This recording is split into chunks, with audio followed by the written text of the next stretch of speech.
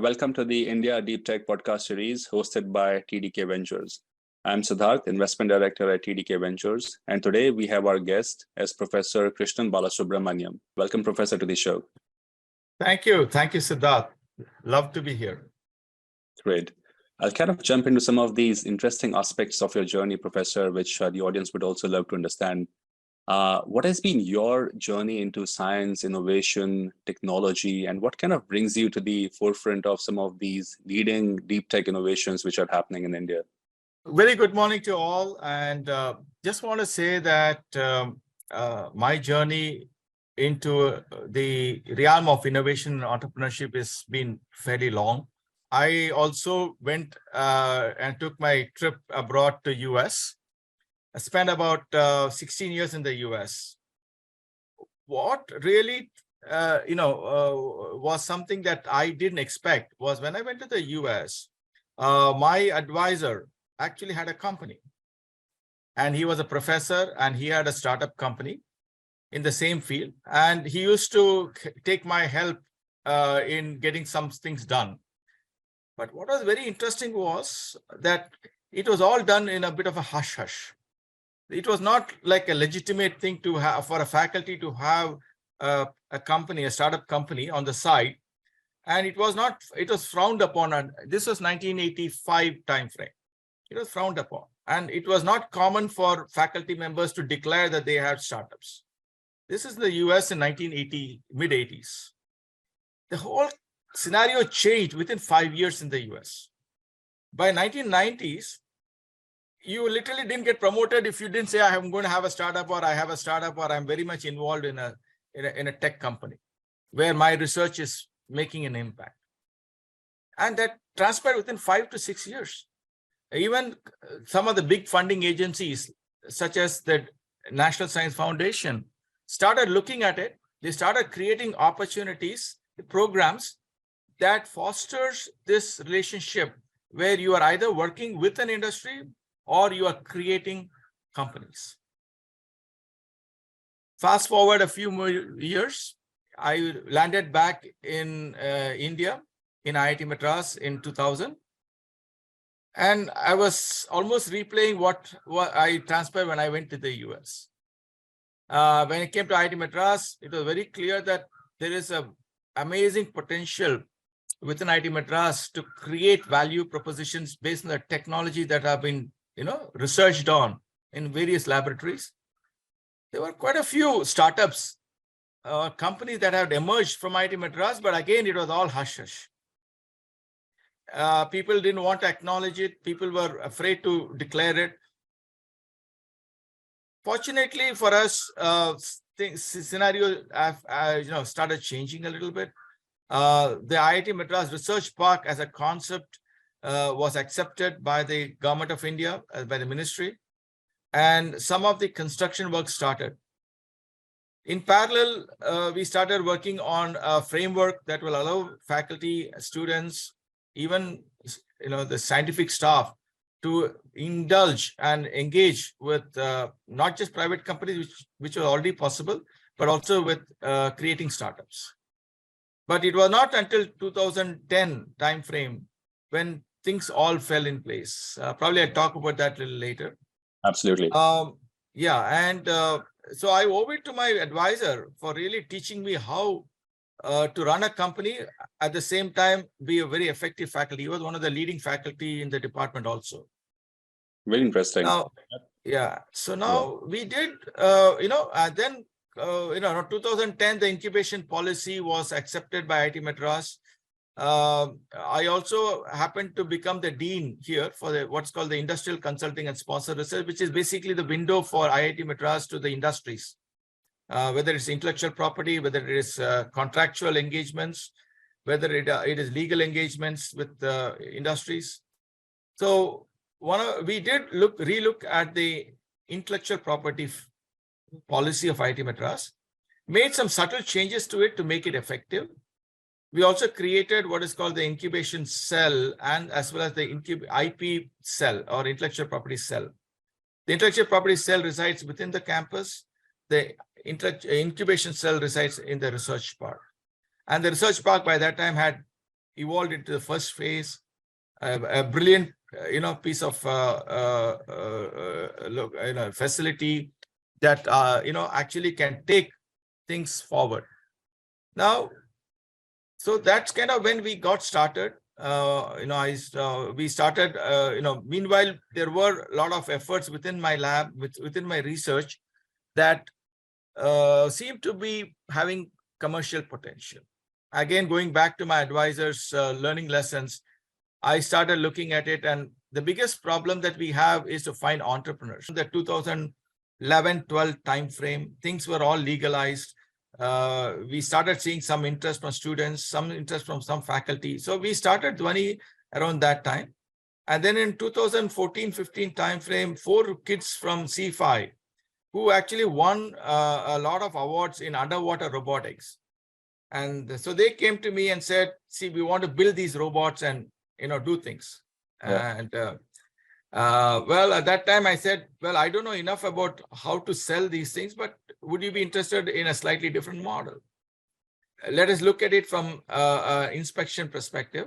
And so Tanuj, Vineet, and a couple of other kids actually said, we will jump at it. But then when they graduated, I think there was some pressure. So Vineet stayed back. Tanuj went and started working for a private industry, one of the large automotive industries.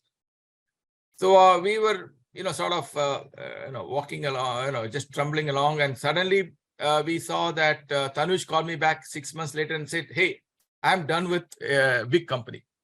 I want to come back. So he came back and we started this company called Planis Technologies in 2015. Amazing stuff. I mean, so many hundreds and hundreds of bridges, hundreds and hundreds of dams and other underwater infrastructure.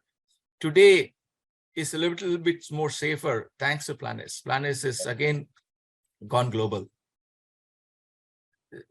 About 2012-13, I had a student called Tarun Mishra. So Tarun actually started working in my lab, and we, quite by accident, found that there's a material that works at very high temperatures that looks like it should not be working at those temperatures. It's a nice little filmy material, and it was able to produce ultrasound. So over 2 to 3 years of his work as a dual degree student, we actually got this working as a high temperature pipe monitoring IoT system, very early stages. So been very fortunate to have the opportunity to work with students who never thought they will be entrepreneurs, and making me an academic entrepreneur that I never thought I will ever be. That's very impressive journey, Professor, and I'm sure like filled with a lot of roller coaster rides and very insightful stories with each one of these entrepreneurs. Maybe I'll kind of double click on some of these things which you mentioned, especially on your stay in the US and your experience there, helping you shape some of the important insights which you delivered when you were back in India.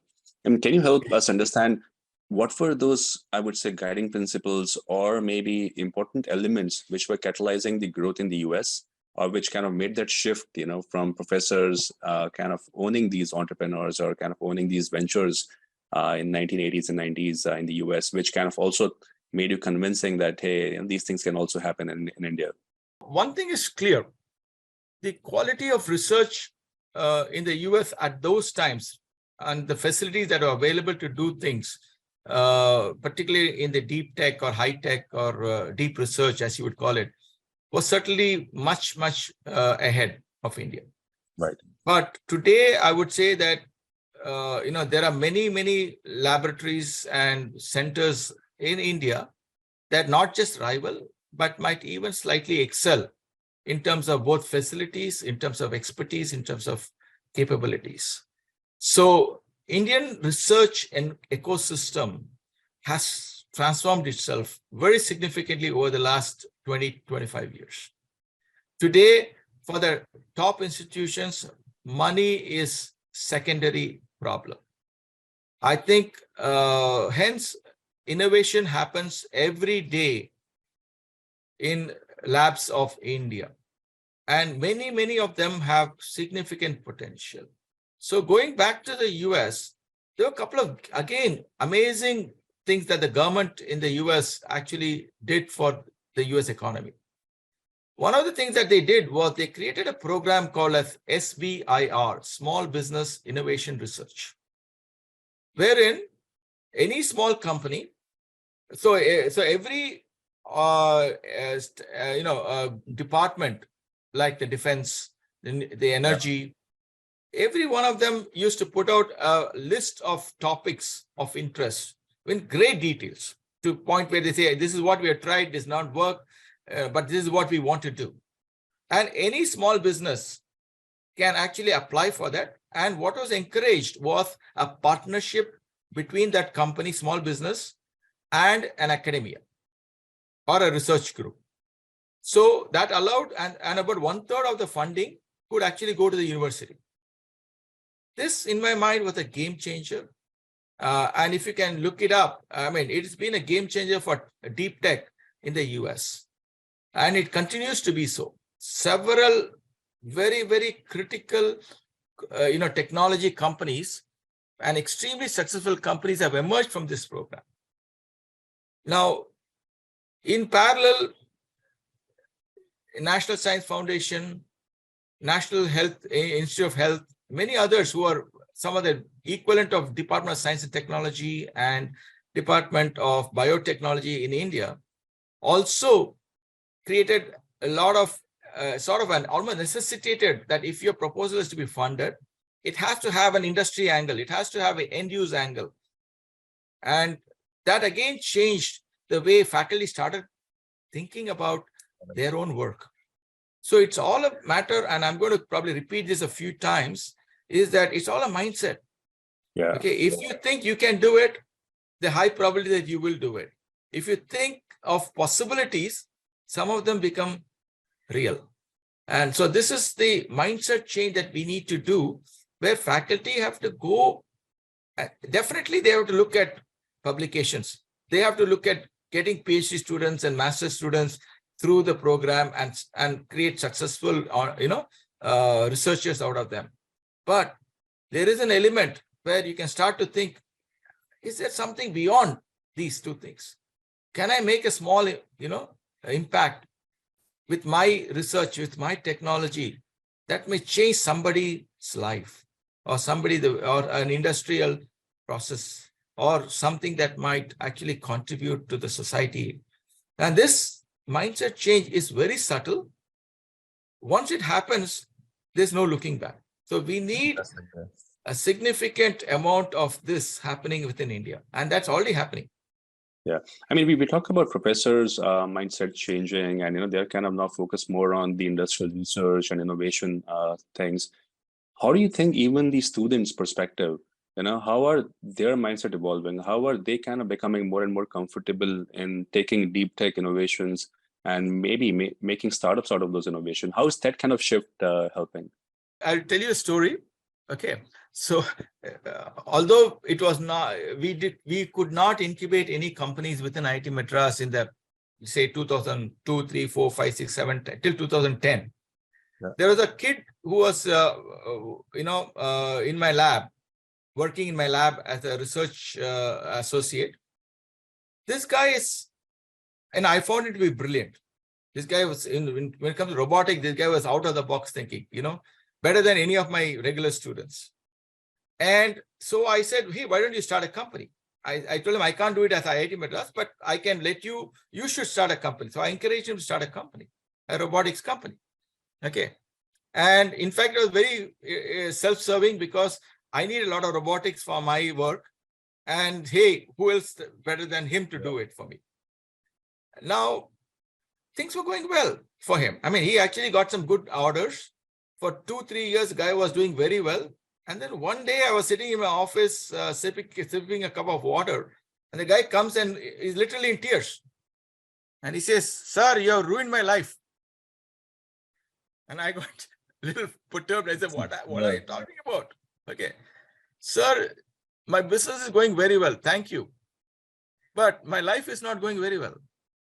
No father wants to give me a bride. They are asking for a payslip. Without a payslip, nobody wants to give me a daughter in hand.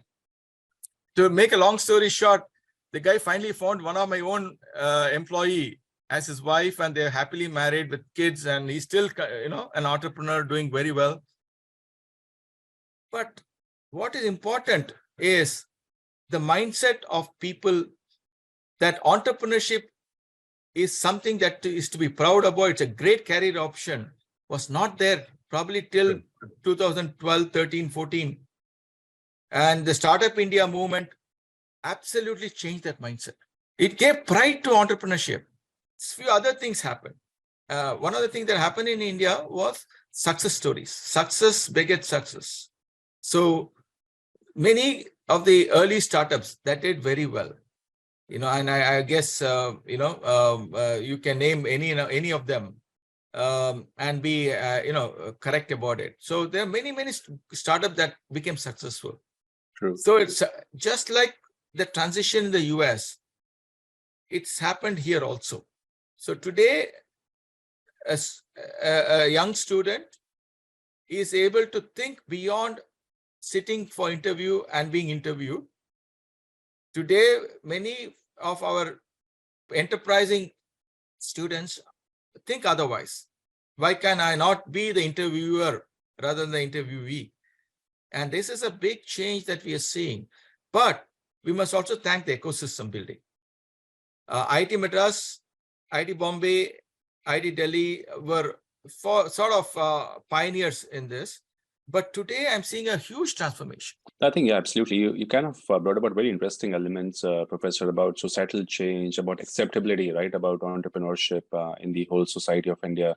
I would double click maybe on the whole deep tech angle, right? Because IIT Madras, when you think about research park and the incubation cell at IIT Madras, the first thing what comes into our mind is, how well you're positioning in the whole deep tech ecosystem. There are some very well-known startup names like Detect or Solinas or Zyma, which are leading the whole deep tech space in India. What are some of those nuances, which you have kind of seen, which has helped shape the IIT Madras Research Park or the incubation cell to churn out entrepreneurs in the deep tech space?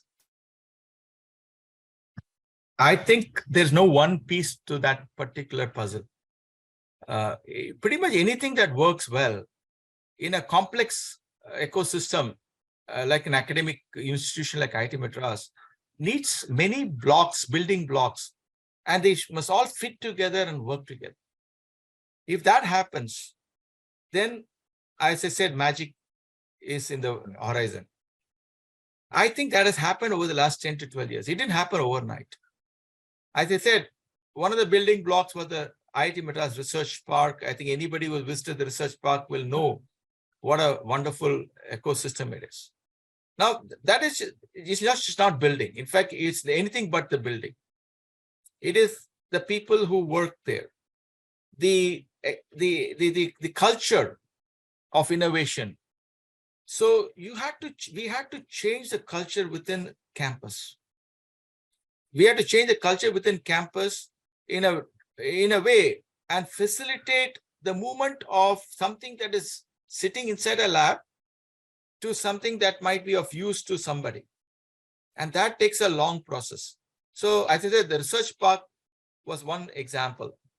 The other example is the intellectual property policy, which we completely redid. Today in IIT Madras, if somebody comes and says, I want to protect my IP within 24 hours, it will be done. No questions asked.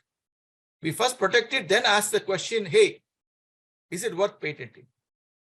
Which is not the case. It was not the case before, where IPs used to take months to years before they were filed.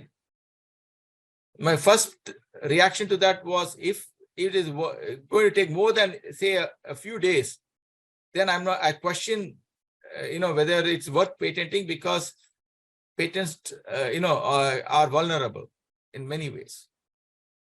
Today, if you come to IIT Madras, a faculty says, I want to do a startup. He can be honest, he or she can be doing this within, say, 2 weeks to 2.5 weeks. And no out-of-pocket expense. Everything is paid for.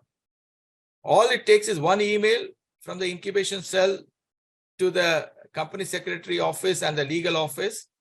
And then it's a matter of, and then also the government has made things relatively easy. So within a month, maybe 5 weeks, you will have a registered company. You'll also have mentorship. You will have a space. You'll have some seed funding. All of it within 4 to 5 to 6 weeks maximum. That's very impressive. So the ease of doing business has changed and made easy. But the most important thing is again the mindset of the IIT Madras administration. One of the big change that we have is today we have become from risk averse to risk taking. Today, we don't expect every company to succeed. In fact, we hope that a majority of them succeed. But we celebrate failures as much as we celebrate success. It's important for faculty to try it out, fail, gather their things and come back and try again. Okay, we'll make it as easy as possible for them to succeed. But at the end of the day, if you fail, that's perfectly all right. So this is a mindset change for administration that needs to happen across the country. Right. Very interesting. I mean, how do you see on this one, Professor, some of these leading, tier 2 and tier 3 universities in India, because they're also joining this bandwagon of innovation within the country.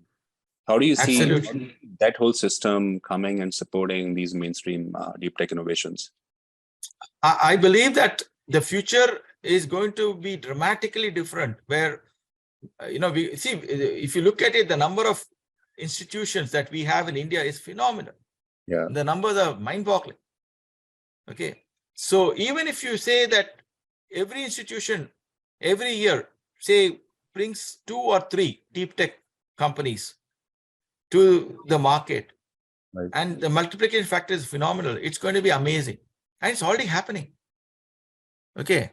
I'm seeing a dramatic change in the mindset of the private engineering institutions. And I hope that translates also into private science, private business schools also. And I think that's going to happen very soon. One of the things that I am seeing, the difference between a successful ecosystem within an institution and the one that probably is not as successful, is the ability of the administration to bring in somebody, one individual or more, who actually make a difference, who are committed, who are full-time. So institutions that rely purely on faculty members to do it struggle a bit. But if they bring somebody from the ecosystem of the innovation or entrepreneurship, whether it's an angel or whether it's somebody from the industry or somebody from the private equity, if they bring somebody to actually and give them the tools to do it and the support to do it, I'm seeing dramatic changes. Yeah, absolutely. I think we are seeing all the positive tailwinds, in terms of a lot of tier 2, tier 3 universities coming mainstream and supporting deep tech innovation. Maybe just to kind of help us summarize, what are some of these positive tailwinds you see maybe on the policy side from the government? You did mention about the whole societal change which is happening, where people are becoming more and more comfortable with these deep tech innovations and taking the risk, more importantly, taking that bet and going after the innovations. If I want to ask from you, Professor Krishnan, what are some of these very exciting deep tech trends, what you really feel most passionate about for the short term and the long term, say in next coming years? There are many tailwinds that I would attribute the what's happening today in India and also in IIT Madras. One of the game changer in my mind was the introduction of the GST. Particularly if you're in the manufacturing sector. In fact, one of our early startups is in the manufacturing sector, and I would remember the difficulties we used to have dealing with multiple taxmen and the complexity in the interpretation of the rules was something that was mind-boggling, and it became a more important than the manufacturing or doing what you're doing in the first place. So GST made things very simple, and that is a game changer in my mind. But there are many other programs. For instance, the Atmanirbhar program that is facilitating the government as a marketplace for the Indian manufacturing industry, Indian startup industry, is again something that is amazing. So today, you can actually become a supplier to the government of India, any of the, whether it's a defense, whether it's, energy, and do it, with a lot of pride. And so Atmanirbhar is something that is amazing. More importantly, over the last 5 to 10 years, there are many other programs that has made a big difference. For instance, the Minister of Education introduced this thing called Imprint and Uchatar Avishkar Yojana that made sure that the academia worked with industry. And when you talk in terms of what's called technology readiness level of technology or research, usually academia stays within the 0 to 1, maximum 2 in a scale of 10. Now, when you go to the industry, they like technologies that are in the 8, 9, 10 level. Right. So there's a big gap in between that needs to be filled. So how do you do that? So the way to do that is to have a push from the lower side, from the academia side, and a pull from the other side. So the push from the academia side was given by these programs called Imprint and Uchatar Avishkar Yojana and many more such things, such programs that push the technology wherein you had to work with one of the end customer and write proposals. Lots of technologies were pulled from or pushed from TRL 2 and 3 to 5 and 6 through these programs, and many such programs are continuing on. For instance, there's a program from Department of Science and Technology called as TIH, or Technology Hubs, which are in the broad space of cyber physical systems. And we have one in IIT Madras called Pravartak, which can fosters startups. So here again, it's a sort of like a topical incubator. Okay. And lots of interesting companies that are coming out of that. You also have, the MeitY, who is doing many initiatives in trying to support startups. Government also has something called Niti Prayas, which actually funds early stage startups in a very systemic way. Yep. And in fact, one of the game changers, I would say, for me would be that Department of Biotechnology has this thing called as BIRAC program, which has been consistently doing this over the last few years. And they have probably the only sort of program within the government of India that is very similar to SBIR. In fact, it's called as SBIRI.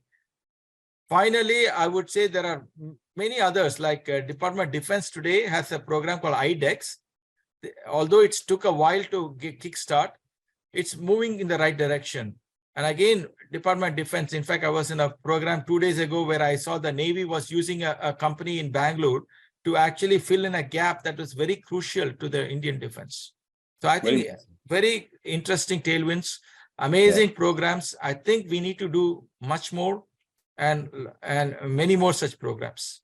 Very interesting. So I think, you did mention about some of these, every department, maybe be it like in the government sector or in the PSUs, having their own specific pushes, towards the deep tech innovation, which is happening and which is really enabling and fostering these innovation ecosystem.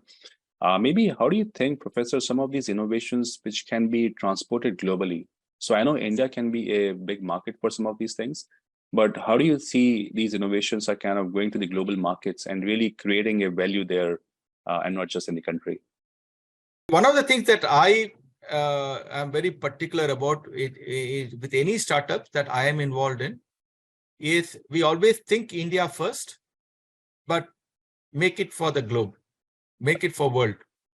If you don't have that perspective, the scalability becomes a huge issue. True. So technologies that are only, even technologies that are very India-centric.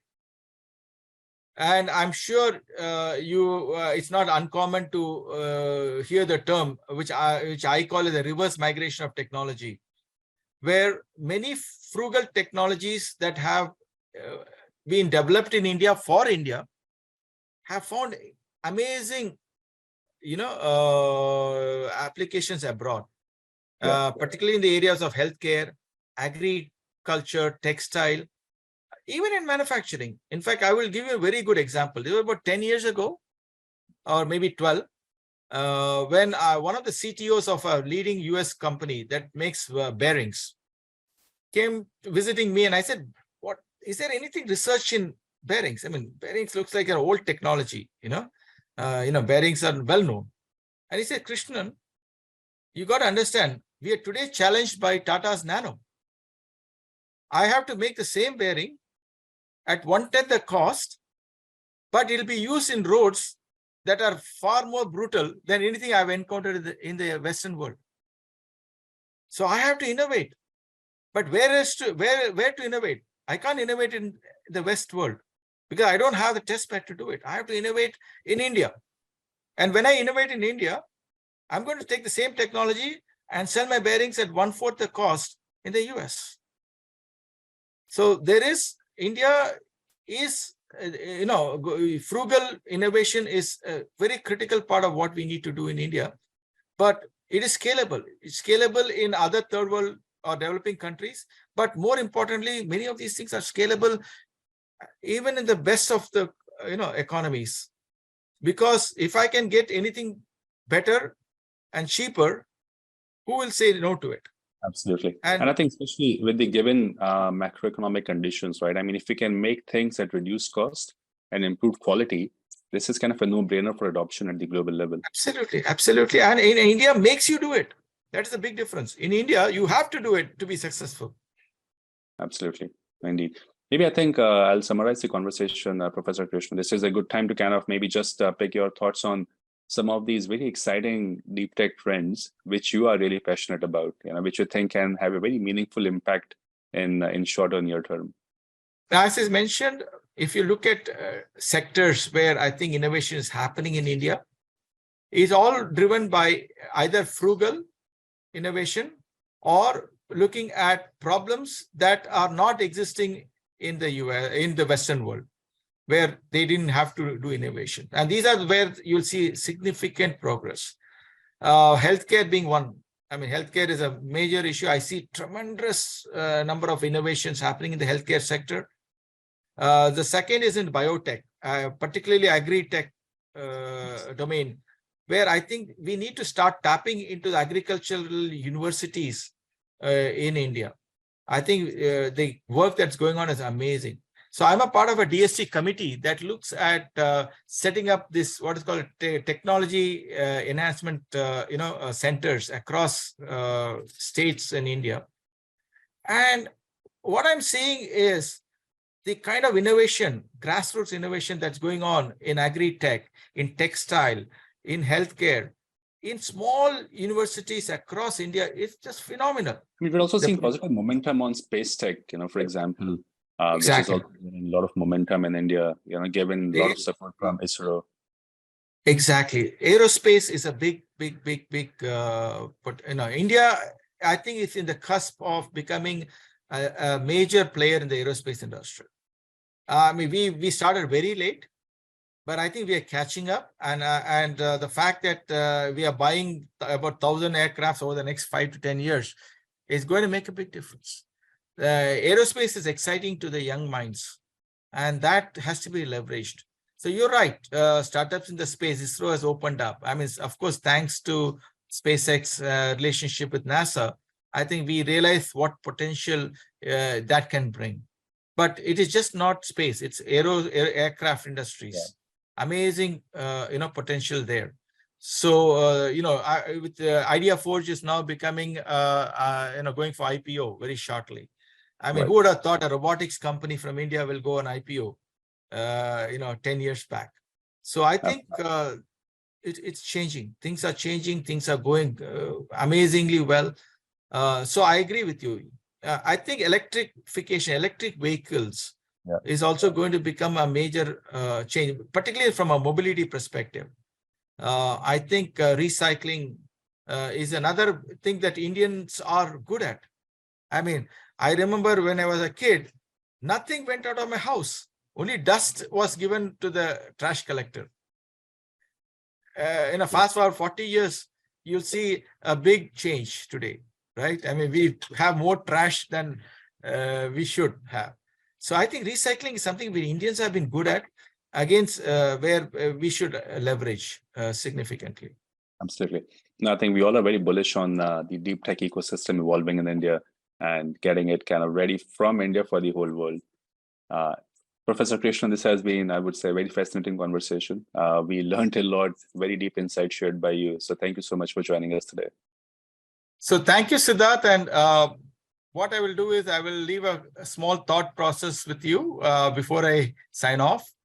What I want to refresh our memory is if you go back to 1960s and the West world used to think that anything Japanese was trash. Fast forward 20 years, everybody wanted to own a Toyota or a Honda. Now, in 1980s, if you look at it, Korea had the same situation. You know, when nobody wanted to own a Gold Star, if you want a Gold Star TV, you are a cheapo. But that has changed. You know, by 2000, everybody wanted to own a Samsung or a Hyundai. Again, in 2000, if you think about China, nobody were threatened or even gave Chinese product. In fact, Chinese product were cheap products. By 2020, everybody was worried about China. Huge change. So in my mind, I think the next 20 years is India. I think in the next 20 years, I think the Indian economy will be probably in the top 1 or 2. Probably will be China, followed by India. And will be ahead of most of the Western world. And I think India and Indian technologies will become something that everybody becomes proud of. And India will be innovating just not for India, but for the globe. And I believe that it will happen only when we seed innovation at grassroots levels. Make sure we remember, hame hatna hai. We need to remove obstacles, promote the young minds, and we have huge talent, well-known talent. How do we let them discover their potential? That is going to make all the difference. And it has to be done by the government.